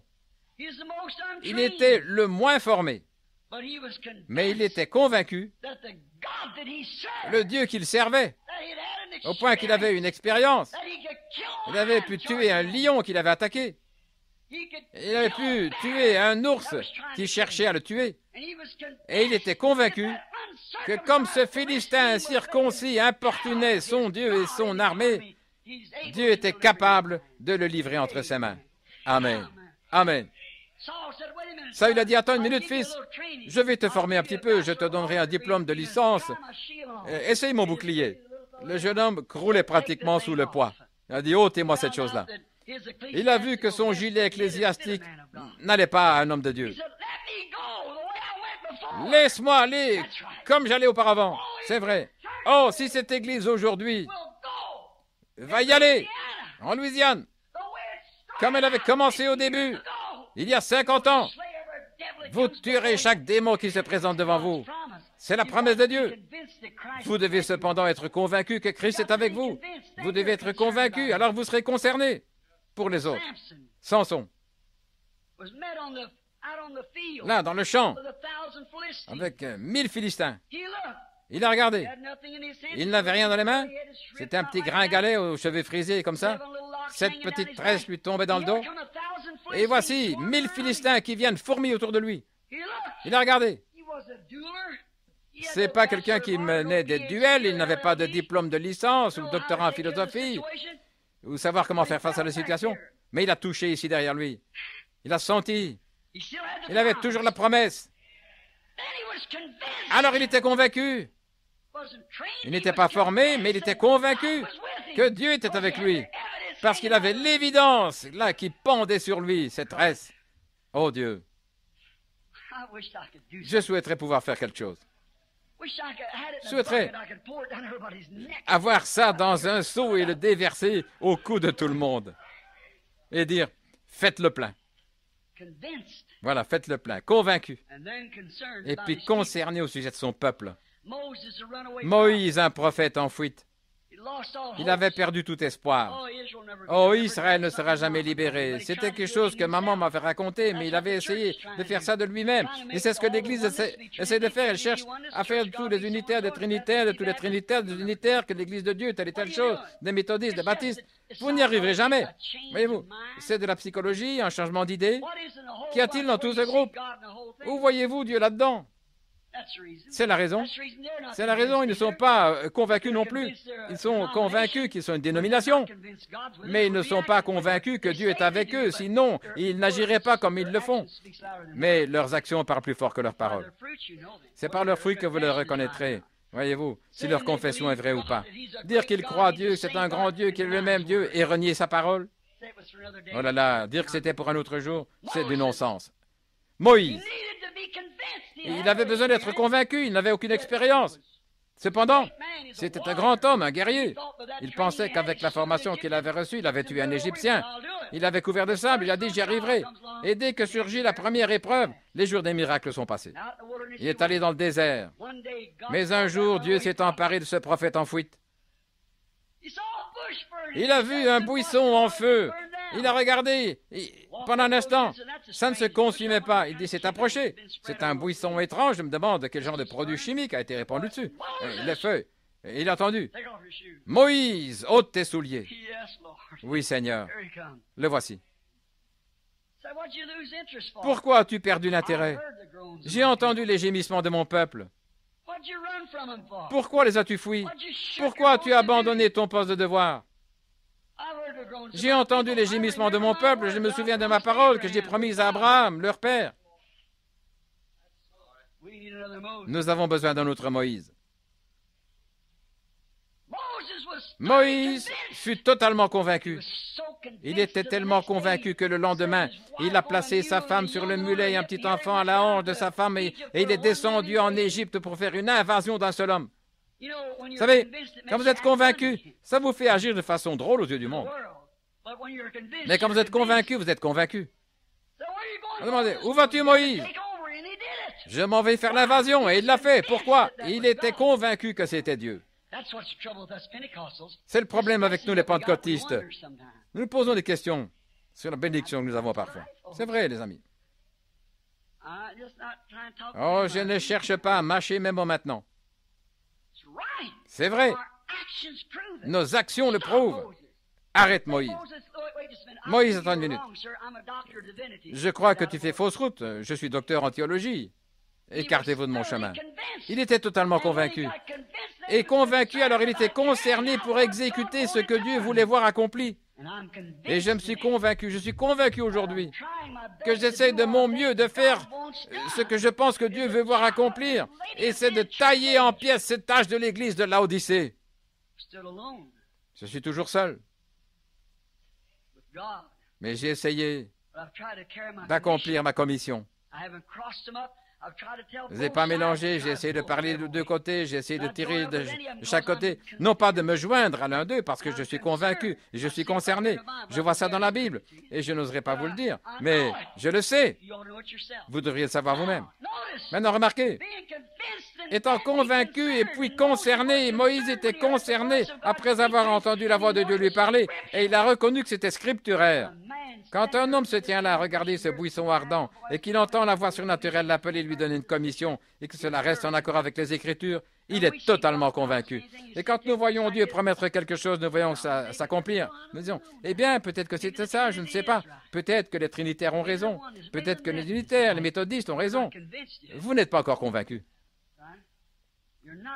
Vous n'êtes pas convaincu. Vous devez être convaincu, alors vous serez concerné. Le lendemain, il était en route pour l'action. Il descendait là en Égypte pour faire l'invasion. Les enfants hébreux à Babylone, ils étaient convaincus que Dieu était capable de les délivrer. Maintenant écoutez, très attentivement. Ils étaient convaincus que Dieu était capable de les délivrer. Et alors, ils ont pris position. Voyez-vous ce que je cherche à vous amener à faire? Ils savaient qu'il leur avait fait une promesse de ne pas se prosterner devant une statue, qu'il était l'Éternel ton Dieu, et qu'ils ne pouvaient pas se prosterner devant une statue. Ils étaient convaincus que c'était la parole de Dieu. Ils étaient convaincus qu'il était capable, comme il a été envers Abraham, de garder ce qu'il avait promis. Et alors, puisqu'ils étaient convaincus au sujet de la parole de Dieu, Dieu était concerné par cela.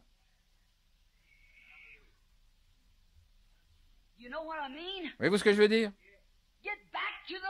Retournez à la parole. Prenez cette ordonnance dont je vous ai parlé l'autre soir.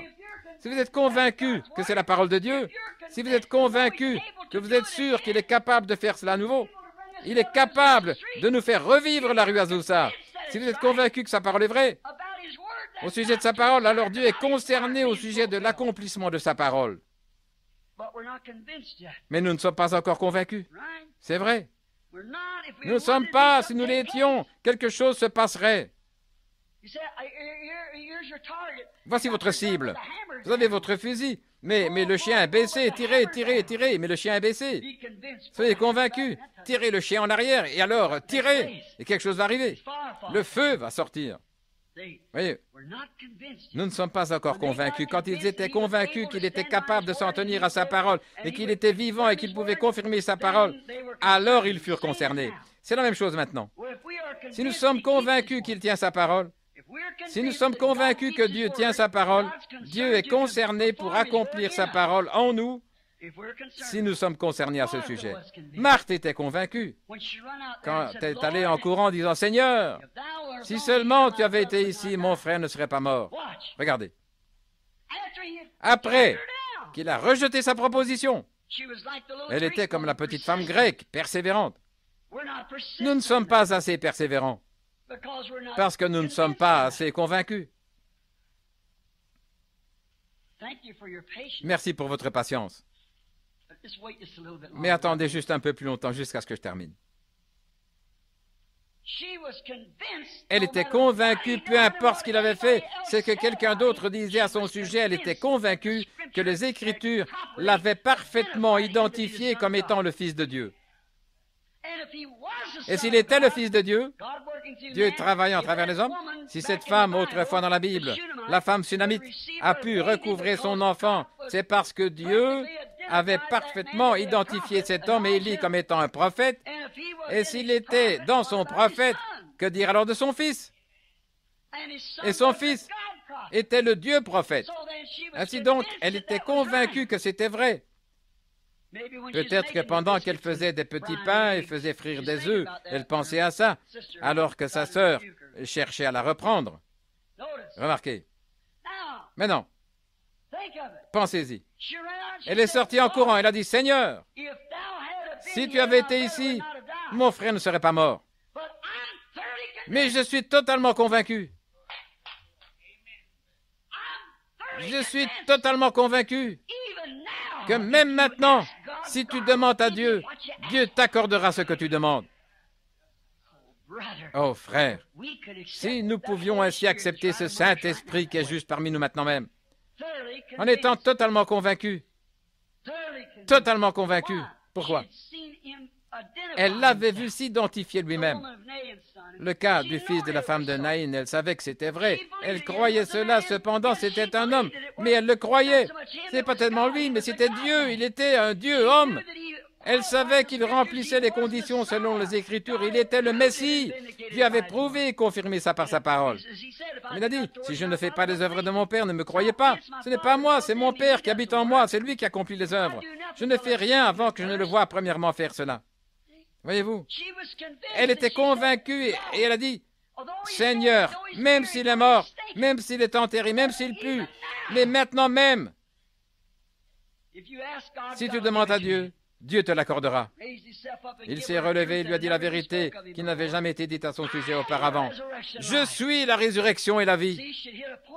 Elle avait alors atteint le but. Il pouvait monter avec elle. Et quand l'Église atteindra le but, on montera. Comme je l'ai dit au sujet des femmes, cet homme a parlé. Laissez les femmes tranquilles au sujet de leurs cheveux, des choses comme ça, et ces hommes au sujet de leur dénomination et tout le reste. Il a dit, pourquoi ne leur enseignez-vous pas comment recevoir des dons? Les gens croient que vous êtes un prophète. J'ai dit, je ne prétends pas l'être, mais les gens pensent que vous l'êtes. Ils croient ça. Il a dit, moi aussi je le crois. Pourquoi ne leur enseignez-vous pas comment recevoir des choses pour servir Dieu? J'ai dit, attendez qu'ils apprennent leur ABC, alors nous enseignerons l'algèbre. C'est vrai. Et quand ils accepteront ça, Marthe, elle a dit, je crois que tu es le Fils de Dieu qui devait venir dans le monde. Et il a dit, je suis la résurrection et la vie. Elle a reçu une révélation alors. Celui qui croit en moi, même s'il est mort, il vivra.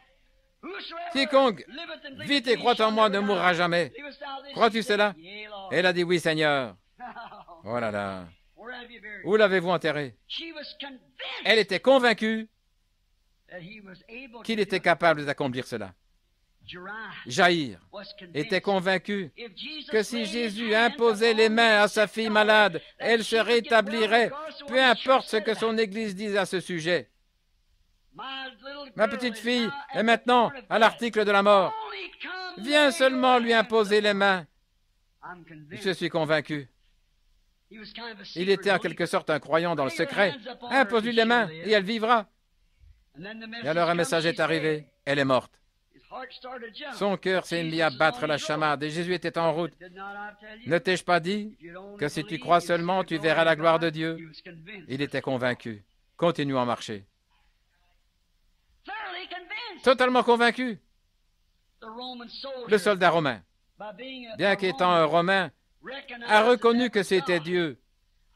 Je suis convaincu que tu as de l'autorité sur chaque démon. Je suis convaincu que tu es le Fils de Dieu. Je ne suis pas digne que tu viennes sous mon toit. Mais si je peux tout simplement t'entendre prononcer la parole, je suis convaincu que mon serviteur vivra. Amen.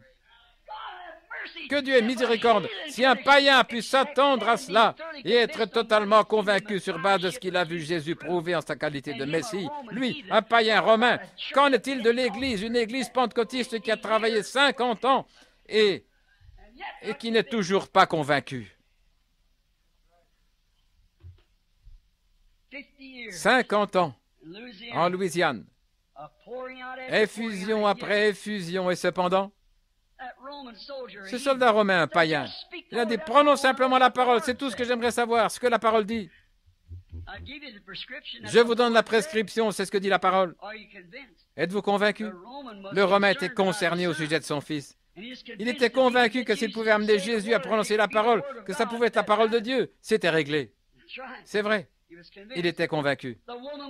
La femme avec la paire de sang, quoique personne n'avait jamais fait ça, mais elle était totalement convaincue que si elle touchait le bord de son vêtement, elle serait rétablie. Elle a dû quitter sa maison en étant faible. Combien je pourrais illustrer ça pendant quelques instants? Elle est allée là, dépasser Brigham Young, là et tous les autres. Elle est passée par ces gens. Les jours des miracles sont passés. Elle est passée à travers leurs jambes, s'est faufilée à travers là, avec son pauvre petit corps. Si seulement, il ne doit même pas me parler, mais si seulement je peux le toucher, ma perte de sang s'arrêtera. Elle était convaincue. La femme au puits était convaincue qu'il était le Messie. Quand elle a vu ce signe scripturaire, elle a dit, « Seigneur, je vois que tu es un prophète, je le perçois. » Maintenant, nous terminons. Je vois que tu es un prophète. Il avait parlé, va chercher ton mari. Elle a dit, je n'en ai point. Il a dit, tu en as 5. Seigneur, je suis totalement convaincu que tu es un prophète. Mais on nous a appris, nous n'avons pas eu de prophète pendant des centaines d'années. Et je sais que tu es prophète. Maintenant, je vais voir quelque chose. Nous savons cela. Nous le voyons dans les Écritures que le prochain à venir, c'est le Messie. Et quand le Messie viendra, il nous dira ces choses. Maintenant, si tu es prophète, tu vas me dire la vérité, car la parole du Seigneur vient au prophète. Et si je te vois accomplir un signe, c'est un signe étrange. Le Messie va accomplir ce signe. Il a dit, je le suis. Elle fut convaincue. Elle ne lui a plus posé de questions. Regardez, directement, elle a déposé sa cruche. Elle était préoccupée, concernée que quelqu'un d'autre sache cela. Amen. Elle fut convaincue. Elle avait vu le signe scripturaire. Elle avait entendu cet homme qu'elle savait être un prophète. Et la parole est avec le prophète. Et elle savait que c'était la vérité, qu'il ne pouvait pas lui dire un mensonge. Et elle était convaincue qu'il était prophète et elle a vu le signe du Messie. Et quand il lui a dit qu'il était le Messie, C'était suffisant. Elle était convaincue. Concernée au sujet de son peuple, elle a couru dans la rue. « Venez voir un homme. Cet homme m'a dit ce que j'ai fait. Ne serait-ce pas le Messie ?» Elle était convaincue. Certainement. Pierre était convaincu. Il était assis là sur un morceau de bois quand il est venu avec André. Et Jésus lui a dit, « Simon, ton père c'est Jonas. » Il fut convaincu. Ça n'avait jamais été fait depuis les derniers prophètes. Et il était convaincu que c'était lui. Philippe se tenait là et regardait. Oh là là, c'est étrange. Il fut convaincu. Quand il fut convaincu, concerné. Il avait un frère là du nom de Nathanaël. Ils avaient écouté les Écritures ensemble. Il était concerné que Nathanaël sache quelque chose à ce sujet. Mais voici ce qu'il en est de nous aujourd'hui. Comme ce n'est pas organisé, ou mis en groupe, ou raffiné tel que nous le voulons, nous ne sommes pas encore convaincus. La confirmation, c'est la parole de Dieu. Philippe était aussi un membre de l'Église, mais il était convaincu, alors il fut concerné au sujet de son frère.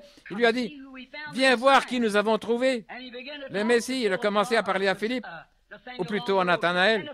Et Nathanaël voulait voir ça pour lui-même. Donc il est allé à la réunion. Et quand il est venu à la réunion et qu'il a vu cela être accompli, il fut totalement convaincu. Mais ce n'est pas le cas avec nous. Non. Le mouvement pentecôtiste aujourd'hui n'est pas convaincu. Non. S'il l'était, il serait concerné. Nous sommes de nouveau au stade des pharisiens. Organisés, pas convaincus. Si vous étiez totalement convaincu, vous seriez concerné. Ces pharisiens, ils pouvaient voir et savoir que c'était vrai, mais ils n'étaient pas totalement convaincus parce que leur docteur leur avait enseigné le contraire. Et c'est le problème aujourd'hui. Beaucoup de pharisiens, des docteurs d'organisation qui essayent de détourner les gens parce que ce n'est pas organisé. C'est exactement vrai. Mais ceux qui sont sincères d'un seul cœur, ils voient cela. Je vais vous poser une question. Je vais injecter une petite pensée ici. Vous penserez que c'est baptiste, mais ce n'est pas ça, c'est la Bible. Écoutez. Il y avait ces érudits bien formés, là, et qui l'ont appelé un démon. Mais voici une prostituée. Mais en elle, il y avait cette semence prédestinée de Dieu. Elle n'avait jamais rien vu de pareil. Et aussitôt que la lumière a frappé la semence, la vie a germé. Pourquoi? Parce qu'il y avait la vie là au commencement. En automne, les semences meurent et rentrent dans la terre. Mais que le soleil frappe cela. Si le germe de vie est là, cela viendra à la vie. Cette femme dans son état horrible, elle était prédestinée. Son nom était inscrit dans le livre de vie de l'agneau avant la fondation du monde. Et quand elle a vu cette lumière de Dieu jaillir, rien ne pouvait la retenir. Ça a sauté à la vie. Alors que le sacrificateur instruit, ils ont dit, eh bien, c'est le Saint-Père un tel, peu importe qui c'était, Jésus a dit, vous êtes de votre père le diable, et ce sont ses œuvres que vous faites. Cette prostituée a dit, tu dois être le Messie. Quand tu lui as dit qu'il était, elle fut convaincue. Cette semence prédestinée, dès que la lumière avait brillé pour la première fois, elle l'a reconnue. Et aujourd'hui, excusez l'expression, je vois cette œuvre de Dieu, le Saint-Esprit, descendre et se mettre à manifester quelque chose. Une semence prédestinée qui est là, s'empare de cela. Vous ne pouvez pas lui arracher ça avec n'importe quoi. Les autres s'en iront et diront, je me demande quel genre de truc que c'est. Ça doit un genre de canular quelque part. Mais cette semence prédestinée ne pose pas de questions. Elle est totalement convaincue que c'est Dieu qui agit selon sa promesse dans la Bible. Devrions nous retrouver un peu plus loin sur la route, plus loin que la rue Azusa. L'Église devrait être là. Ça a commencé avec des pleurs, des cris et venir à Dieu. Et cela s'est beaucoup éloigné. Et voici quelque chose ici à la hauteur de laquelle l'Église devrait être pour rencontrer ça. Mais cependant, ils ne sont pas encore convaincus. C'est pourquoi on n'est pas concerné. Nathanaël, quand il vit cela, il fut convaincu. Je termine maintenant même. J'ai encore d'autres ici dont j'aimerais parler, mais je vais parler de vous et moi pendant quelques minutes. Qu'en est-il de nous? Nous voici, célébrant la 50e année de la Pentecôte en Louisiane. Et à vrai dire, des signes qui n'étaient jamais arrivés au commencement, plus grands, ils sont plus grands aujourd'hui. C'était le labourage de la terre, mis en jachère, l'après-temps, pour que la pure vérité y soit semée. Et quand quelqu'un est venu semer la semence, vous avez organisé cela et vous avez noyé la chose. Des imitations charnelles ont surgi pour imiter. Ne savez-vous pas que c'est l'œuvre du diable qui cherche à vous aveugler? Ne savez-vous pas qu'il y a eu des faux Jésus qui se sont levés avant le véritable Christ? C'est seulement pour déprécier ça. C'est le diable qui essaye de faire disparaître la chose. Et c'est la même chose aujourd'hui. Il cherche à vous en éloigner. Des hommes avec de faux systèmes, des credos, des choses cherchant à imiter, comment peuvent-ils le faire? La Bible dit qu'ils le feront, de même que Jannes et Jambres s'opposèrent à Moïse. Mais il a dit, leur folie sera rendue manifeste. Moïse avait une seule chose à faire, rester fidèle à sa commission. Et finalement, l'heure est arrivée où ils avaient jeté leur bâton par terre et cherché à faire la même chose. Alors la verge de Moïse les a avalés. Vous avez-vous déjà demandé où était parti leur bâton? Très bien. Convaincus. Quand nous sommes convaincus, alors nous allons être concernés. Mais nous venons et la réunion va continuer. Christ peut descendre. Cela est prouvé par la parole. Il fait la même chose qu'il a faite, montrant que c'est le jour où l'Église doit être taillée en pièces parce qu'elle a mis Christ dehors. Elle s'est organisée en l'expulsant du milieu d'eux. Éloigné d'eux comme ça, il se tient à l'extérieur, frappant toujours. On dirait qu'une fois mis dehors, il s'en irait carrément. Mais non, il se tient toujours là, en train de frapper, comme il l'avait fait du temps de Noé. Il a de la patience, ne voulant pas qu'aucun périsse, mais que tous arrivent à la repentance. Il se tient là, il frappe à la porte. Il a dit, je te vomirai de ma bouche, c'est vrai.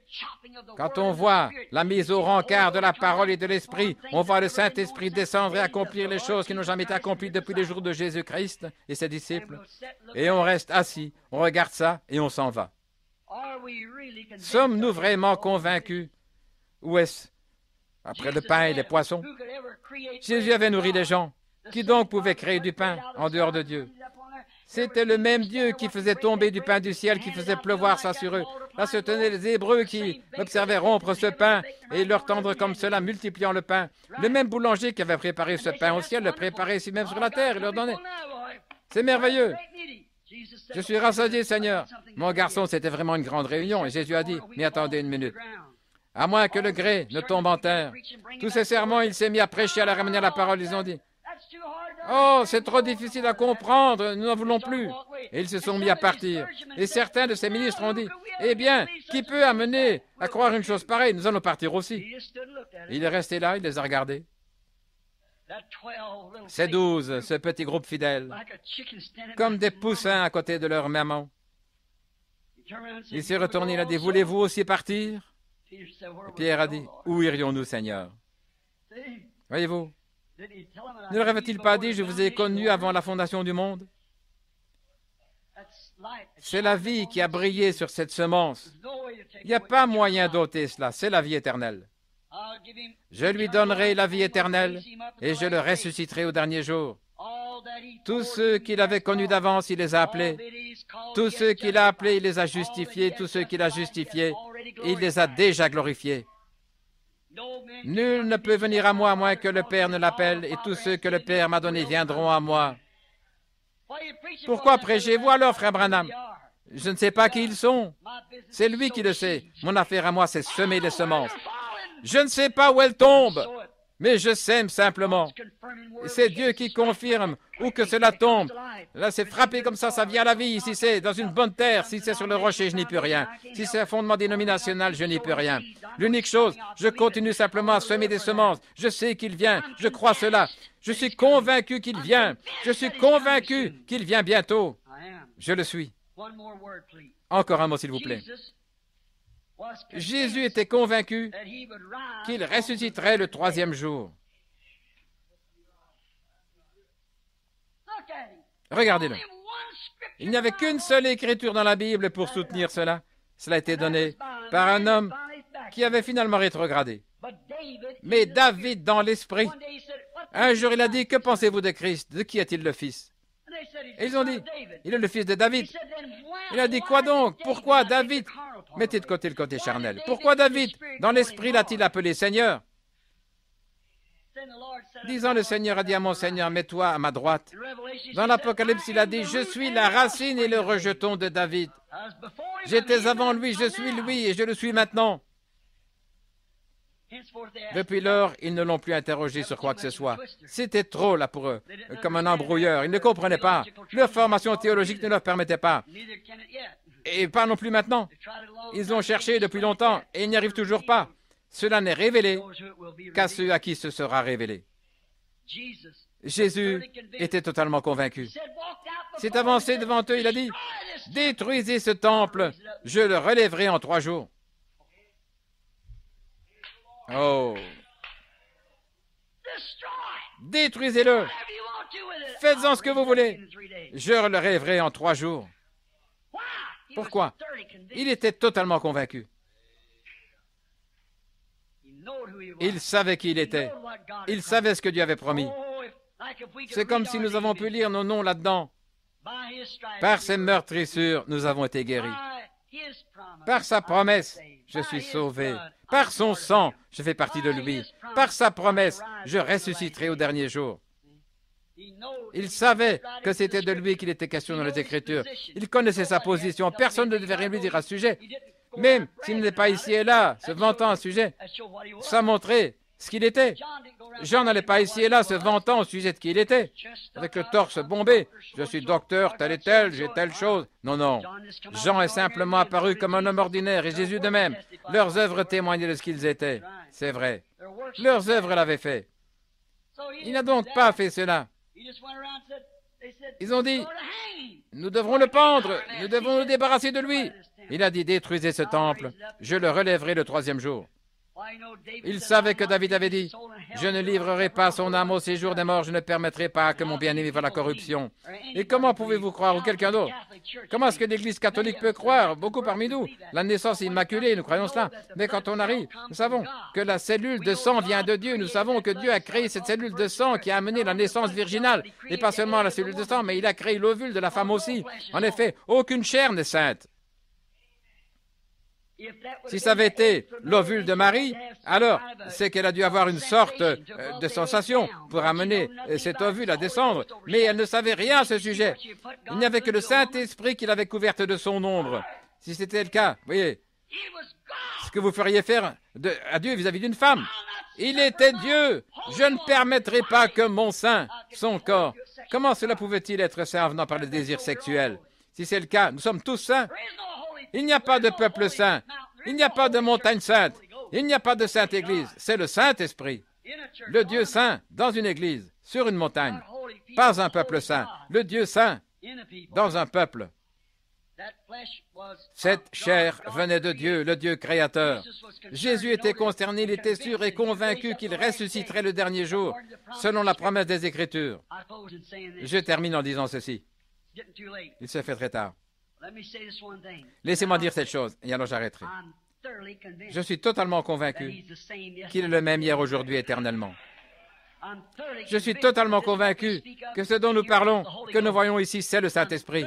J'en suis totalement convaincu. Un homme m'a dit l'autre jour, ou plutôt une jeune fille, elle a dit, elle était habillée là, et je lui parlais, elle avait des membres de famille qui fréquentaient une église, et censée être chrétien. J'ai dit, n'avez-vous pas honte de vous-même? Elle a dit, Monsieur Branham, elle mâchait du chewing-gum comme ça, on dirait quelque chose venu d'Afrique. Elle aurait pu être une jolie petite fille. Elle s'était habillée comme un être humain. Elle s'est tenue là, il a dit, Monsieur Branham, évidemment, voyez, vous êtes un homme d'âge moyen. Certainement que vous ne pouvez pas comprendre. Mais nous sommes des enfants. J'ai dit, écoutez ça. Quand je n'étais pas aussi âgé que vous, j'étais toujours convaincu que c'était vrai. J'ai consacré toute ma vie à ça. Je souhaiterais tout simplement avoir 1 million de vies à vivre pour cela. Je suis totalement convaincu que Jésus est le Fils de Dieu. Je suis totalement convaincu qu'il est le même hier, aujourd'hui, éternellement. Je suis totalement convaincu qu'un ange est descendu dont je vous ai parlé. Et il a confirmé cela, il a dit que c'est la vérité. Il a prouvé cela comme étant la vérité. Je suis totalement convaincu que cette ombre de la mort dont je parle aux gens, les appareils photo là et les autres ont confirmé ces choses. Je suis totalement convaincu que mon message vient de Dieu. Je suis totalement convaincu que ce n'est pas ma propre pensée charnelle, plein d'orgueil. C'est la parole de Dieu. Je suis totalement convaincu, absolument convaincu que c'est Jésus-Christ le même, hier, aujourd'hui, éternellement. Totalement convaincu qu'il est ici même, maintenant. Je suis totalement convaincu. Je suis totalement convaincu qu'il exaucera notre prière. Si nous sommes concernés, convaincus, si nous exposons nos vies à cela, courbons la tête. Seigneur, la convention est sur le point de se terminer. Nous t'avons vu à l'œuvre, Seigneur, et tout le long.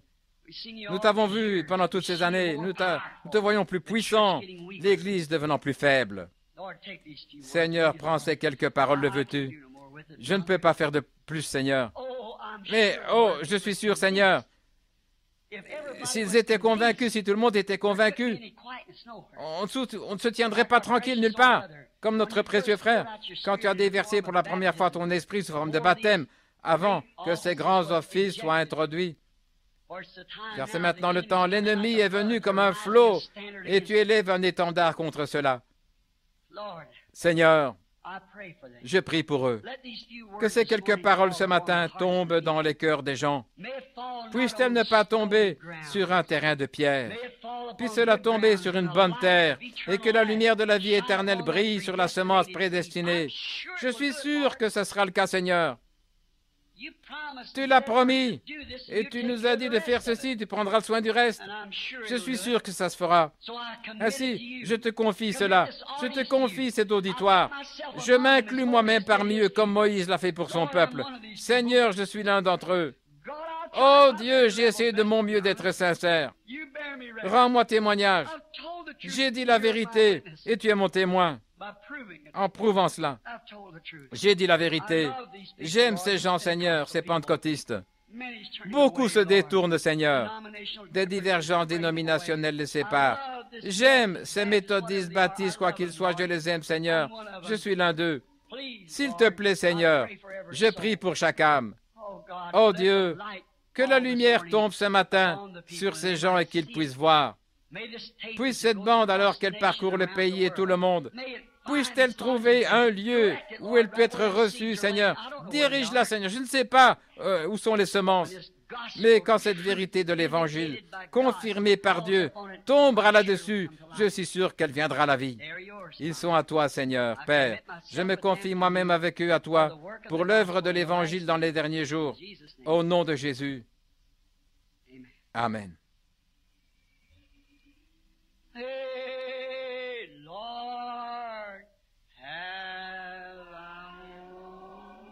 Ô Seigneur, aie ton propre chemin.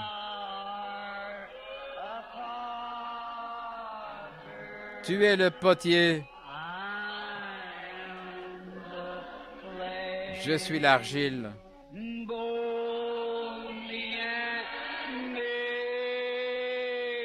Modèle-moi, façonne-moi. Selon ta volonté.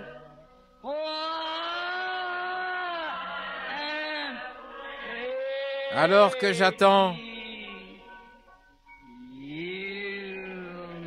en m'abandonnant à toi, et calme, inclinons la tête et pensons à cela. Et ton chemin, Seigneur. Êtes-vous convaincus?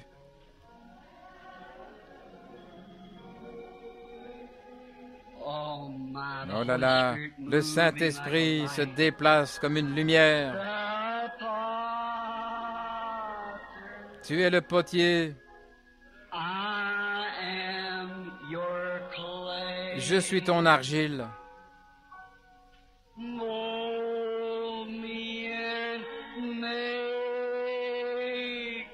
Modèle-moi, façonne-moi. Pas ma volonté, Seigneur, mais selon la tienne.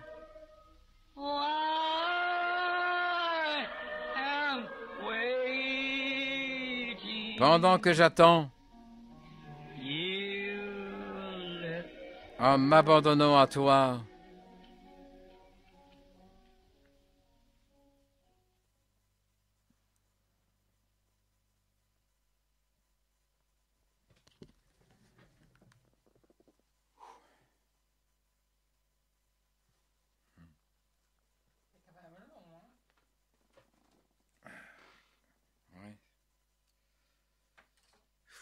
Seigneur. C'est parlant, hein?